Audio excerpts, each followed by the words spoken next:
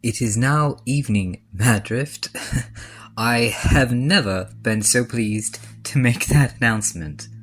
As it happened, last evening the test with our 6 brave volunteers went exactly as we hoped it would. The feasting death was attracted to the occasional noises they made from their isolated locations, but was too wary about the noises made by descending stones and the bright lights from the arcane lamps, being kept at bay, everybody being completely safe. There will be no test tonight. Another one will be held tomorrow or the evening after, depending on how quickly we can organize new volunteers, in which we will require 10 dutiful citizens for a very similar task, just in a wider stretch of Maddrift. And once again, of course, if a whole 10 of you are unwilling, Extinction Keeper Laos and myself, Judge Tolphier, will randomly select those who fit the criteria until we have enough people. But I am so grateful to the 6 of you that worked hard last evening to make this test possible, and it's such a success. Things are looking up for us, Maddrift. This is great news. And then, of course, none of this would be possible without the new arcane installments given to us by our beloved Queen.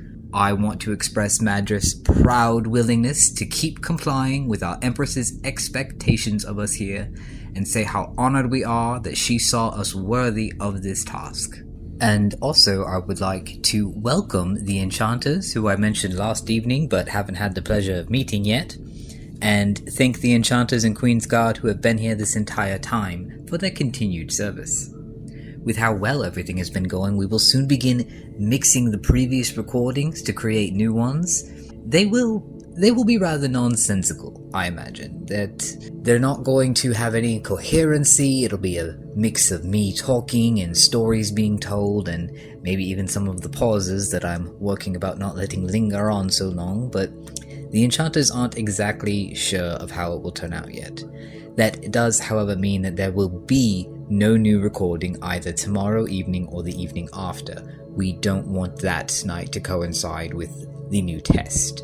Now, I do apologize for, as much as I would like to only bear good news for Maddrift, I must also inform us of the bad. I am sure that many of you already have complaints that you would like to share about this. I request you keep them to yourself. There is no need to accost the suggestion jar or the dove post with them, I am well aware.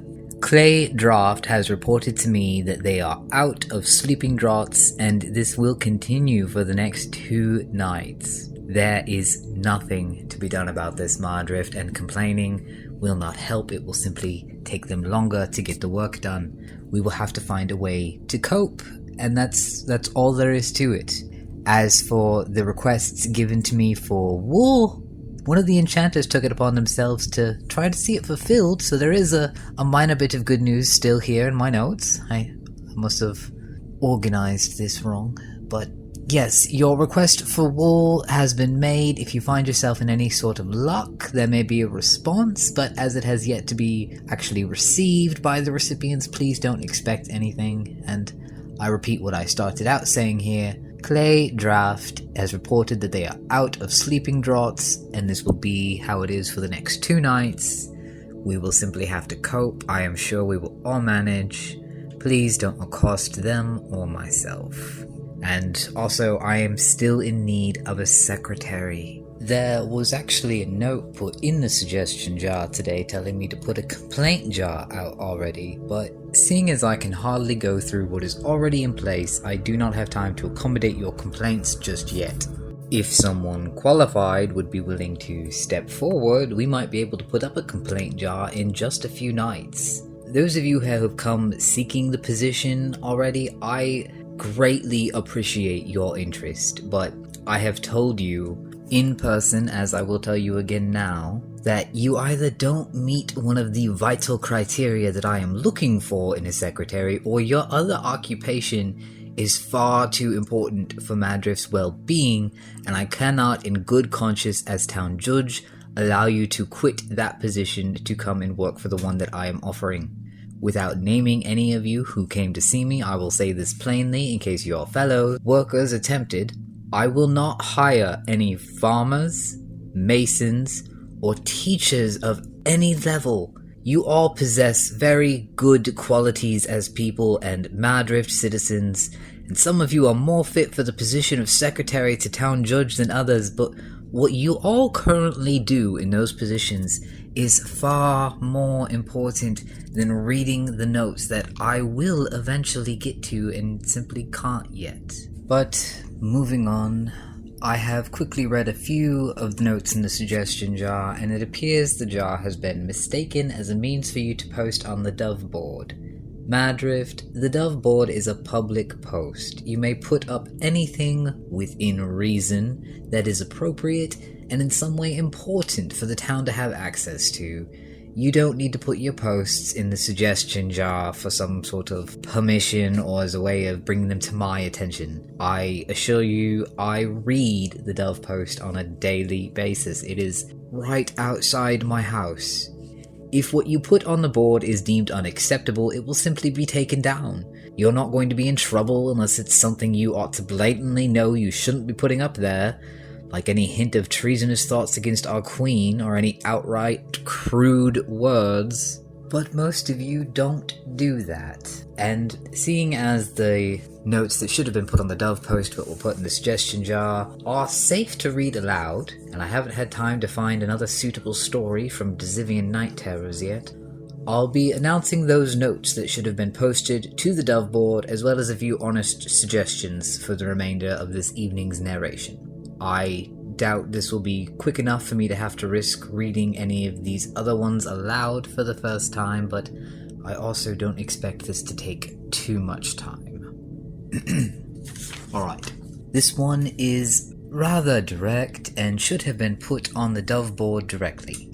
In polite terms, as I don't think it's necessary I read this verbatim to her writing, Chelly says her jewelry has gone missing and believes it was stolen. As we do not have outsourced trade here in Maddrift, and it's very likely she will see you wearing what you stole from her, and there's nowhere to sell it within town, because I dearly hope none of you are in the business of selling or buying stolen items, I request you simply return it. You can drop it off directly at the Dove Post, the Dove Courier, or even leave it outside my home in a nice little package, and I will see it personally returned to her. We can all keep this civil, and I do apologize if I have mispronounced your name, Chelly. I don't believe we know one another, and this is not a spelling I am familiar with. Alright, and then here is an honest suggestion. The first night you wanted people to introduce themselves, but then you stopped because we all know who you are, but we haven't all met you. If you want us to talk about who we are eventually, you should talk about who you are. I was rather frustrated when I first read this one, if I'm being completely honest, and not because it is a bad suggestion. I am flattered that you want to know more about who I am. I'm not actually completely comfortable announcing myself to the town, despite how that has become a part of my job as town judge now. So I appreciate the suggestion, and I suppose that, yes, you are correct. I did propose this myself, so it's only fitting that I should follow through. I suppose I can do this quickly. I am Judge Tolphier, the man many of you see walking around between buildings with someone always asking me a question and at least a small stack of papers in my hand at any given time. There's a lot to do after all. I enjoy the carrot stew from the Sword Dessert. It's one of my favorite meals there. I don't have much of an inclination for stories, despite how my job has become partially involved in telling them to you all in the evening when I can. I was born and raised right here in Maddrift, and I don't like the taste of strong tea or coffee. Moving on. Here is another suggestion. I mean no disrespect. Yes, I remember reading this one. I wanted to mention before I continued reading that when you begin your suggestions this way, you create a clear bias that you're going to offend myself or someone else. It's better to simply say what you want to say plainly in the future and be willing to apologize if things go poorly. I mean no disrespect, but your voice comes in way too hard sometimes and quiet in others, just like the enchanters complained before. Can't you have them adjust the sending stones or something to keep you more even and your words less harsh? There is unfortunately nothing I know of that can be done about this. As I said when the enchanters complained about it to begin with, I am speaking from the same distance to the stone almost the entire time I am narrating throughout the evening. I move occasionally to look at Extinction Keeper hours, or to change the angle of my head when I read a note or two, but my chair remains firmly in place since I have no need to get up until I am finished. But I've read your suggestion aloud, and if the enchanters can do something, I'm sure they will, cause they also share your complaint still. Here is another one that should have been a Dove post and not put in the suggestion jar. Max is looking for someone who can teach him to play the flute. He does not say what type of flute, but since he can't play it, I don't know if he's going to be too picky. Please post your response on the Dove board and I will place his request here up there come light rise as well so you can read it for yourselves. And this is the last one that I brought with me that has already been read. As I said, I'm not going to read anything aloud this evening that I haven't already looked over, so the recording will be ending shortly.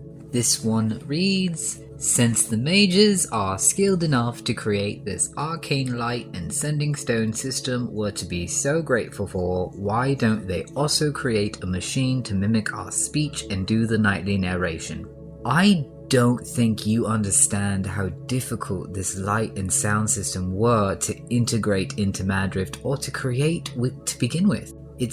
Magic is dangerous, as anyone in Zivia can tell you, and to maintain, nonetheless build, such a machine would cost a lot of time, resources, and money that Maddrift simply doesn't have.